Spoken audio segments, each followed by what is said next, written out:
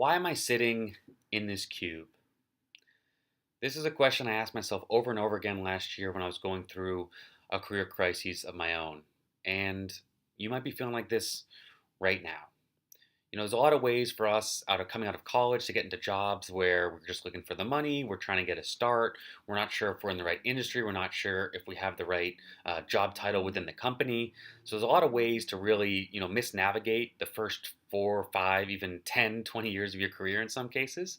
And it's an area that I found myself in last year. So what I want to do with this video is very quickly give you three main questions you can ask yourself to see if the job that you're in right now is or is not right for you. And my inkling is if you're watching this video so far, then you may not be in the right position. But let me just run through the questions, and I hope these can help and then give you a starting point to understand what's important for your next role or in your next career.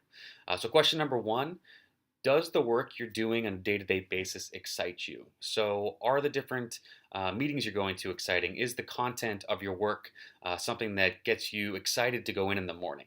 I know a lot of times, and I know the answer for me last year was no, and this is a big issue in America and us coming out of school not knowing what we're meant to do is we don't spend time to think about what types of activities we want to be doing, what type of things we want to be selling, or what we want to be marketing.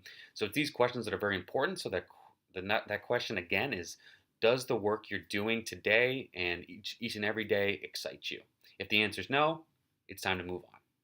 Question number two, does the company culture you're in match your values? So you could like what you're doing, you could find passion in your work, but if you're not surrounded by the right people and in the right company, then it's not going to be a perfect fit. So a lot of questions you want to be thinking within that are, what size company do I want? Do I want to be in tech? Do I want to be in finance? Do I want to be in a small company or a larger one? A lot of these will factor into your happiness at work and leading a more holistic career. So the question number two was, does the company culture match your values? And then question number three is, does this work support your lifestyle?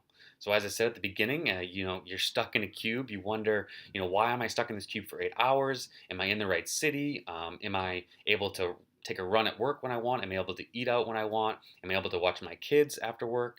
And if the answer to these questions is no, or the job you have doesn't allow you to do these things, then there's going to be a disconnect between your career and your lifestyle balance. So you want to find a job, whether it's in the city that you love or has flexible hours that match your ideal lifestyle.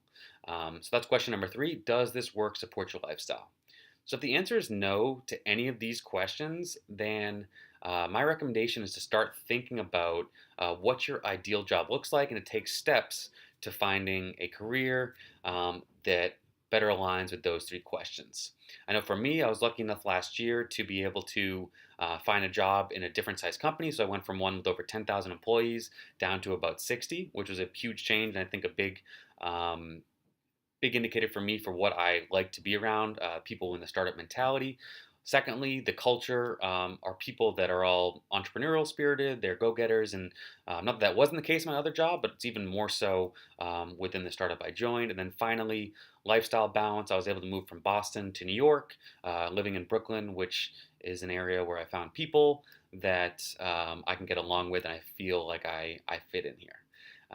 So again, it's just a lesson of where you can go in a year if you think it through these questions, and it's maybe some things to start reflecting in today as you sit there and you stir about what you can do. So this is just a simple checklist of the job you have now. Is it right? And then as you enter into interviews and you think about next positions, these are three that you want to be considering when you're interviewing for those jobs to make sure you don't make the same mistake twice.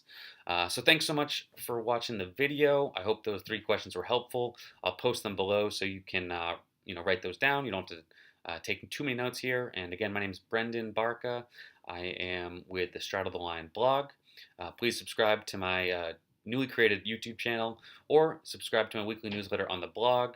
Just click the link there in the comments section and you'll get weekly career tips and life hacks sent from fellow millennials and from myself. So thanks so much. Have a good one.